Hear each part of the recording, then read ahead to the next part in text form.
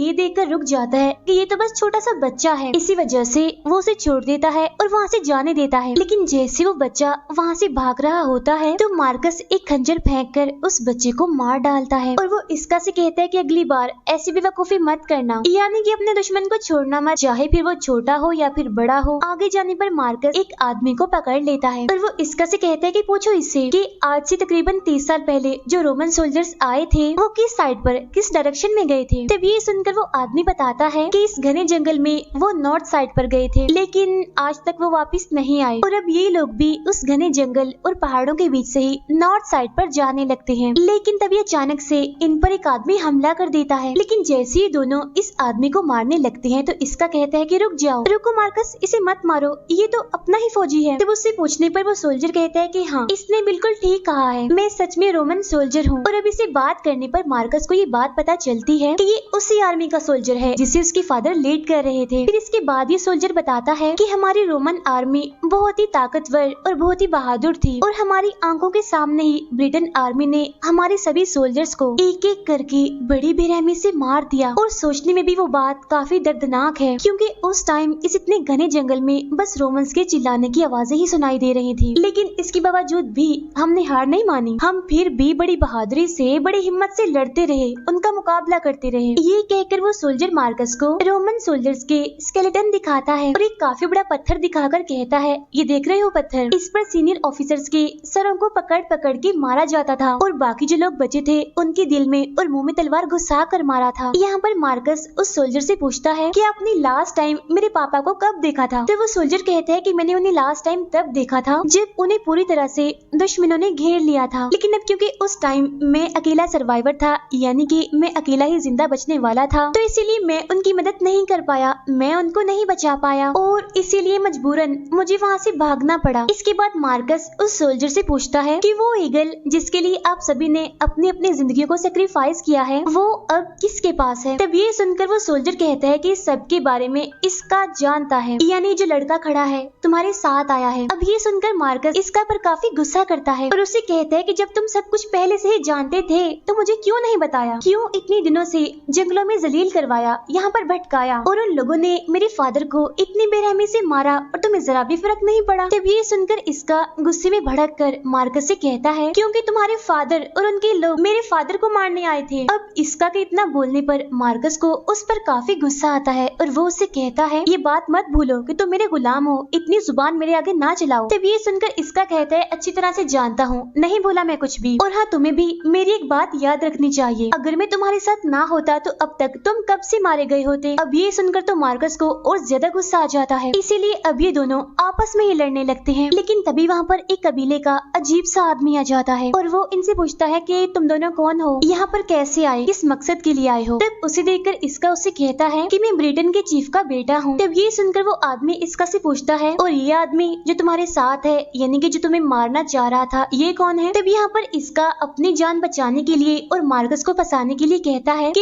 ये तो बस मेरा गुलाम है। और इसके बाद ये आदमी इसका से कहता है जनाब आप तो हमारे गेस्ट हैं, हम आपकी बहुत अच्छी मेहमान नवाजी करेंगे। इसके बाद ये लोग मार्कस को बांध कर घसीटते हुए अपने कबीले के सरदार के पास ले जाते हैं। फिर इस कबीले का वो आदमी अपने सरदार को बताता है कि जो लड़का खड़ा है ना, इसका नाम इसका है, ये ब्रिटेन चीफ का बेटा है और ये जो आदमी इसके साथ है ये एक रोमन है और इसका का गुलाम भी है। और इसी वजह से अब ये लोग मार्कस को बिल्कुल गुलाम की तरह ही समझते हैं और उसके साथ ऐसा ही सलूक किया जाता है, यानी कि जैसे वो सचमुच कोई गुलाम ही हो और उससे वो अपने सारे काम करवाते हैं।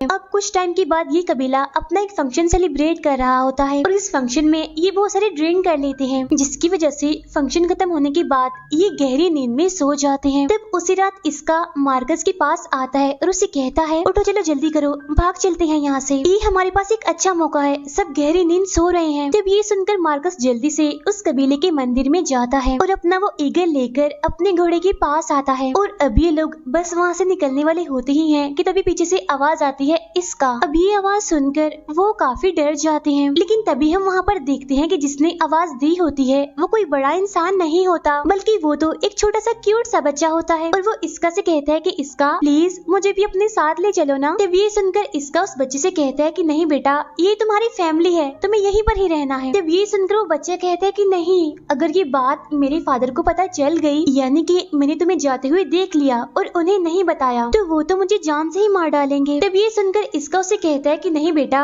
वो तुम्हारे साथ ऐसा नहीं कर सकते, वो तुम्हारे फादर हैं। और ये कहने के बाद ही ये दोनों यहाँ से चले जाते हैं। फिर अगले दिन जब इस कबीले को ये बात पता चलती है कि वो दोनों ईगल लेकर यहाँ से भाग गए हैं, तो ये कबीले वाले भी उन लोगों का पीछा करने लगते हैं। अब 2 दिन के बाद काफी दूर आ जाने के बाद इसका का घोड़ा काफी थक जाता है, इसी वजह से वो वहीं पर ही गिर जाता है और इसीलिए अब ये दोनों ही मार्कस के घोड़े से ही आगे बढ़ते हैं। लेकिन एक जगह पर पहुँचने के बाद मार्कस भी काफी थक जाता है, इसीलिए वो इसका से कहता है कि ये लो, ये ईगल लो और तुम मुझे यहीं पर ही छोड़कर चले जाओ, क्योंकि मुझे पता है कि अब मैं बचने वाला नहीं हूँ। तब ये सुनकर इसका उसे कहता है कि नहीं नहीं, मैं तुम्हें छोड़कर नहीं जाऊंगा, मैं नहीं बोला, मैं तुम्हारा गुलाम हूँ, और अगर तुम चाहते हो कि सचमुच मैं यहाँ से चला जाऊँ तो तुम्हें मुझे आजाद करना होगा। तब ये सुनकर मार्कस इसका को उसकी फादर का वो खंजर वापस देता है जो कि उसने मार्कस को दिया था, और ऐसा होते ही इसका मार्कस की गुलामी से आजाद हो जाता है। लेकिन इसके बावजूद भी वो ईगल लेकर नहीं जाता और बोलता है कि तुम हिम्मत मत हारना,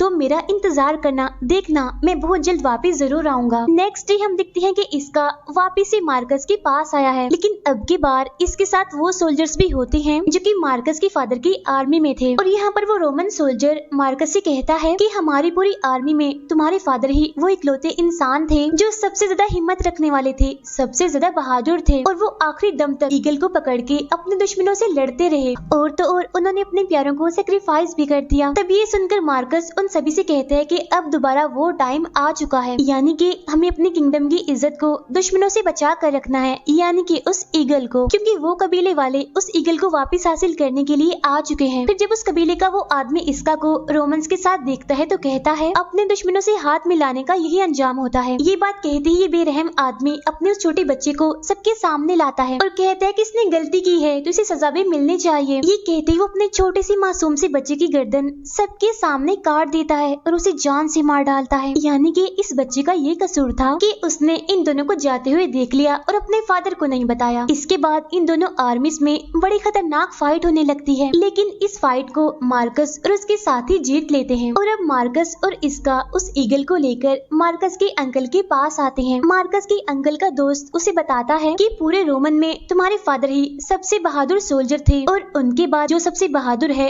वो तुम हो, क्योंकि तुमने वो काम करके दिखाया है जो कि मुमकिन ही नहीं था, और इस तरह से तुमने रोमन की इज्जत को बचा लिया, और तुम्हारे इसी कारनामे की वजह से तुम्हारा नाम हिस्ट्री में लिखा जाएगा। अब ये सारी बातें सुनकर मार्कस काफी खुश होता है। इसका को देखकर ये मूवी यहीं पर एंड हो जाती है।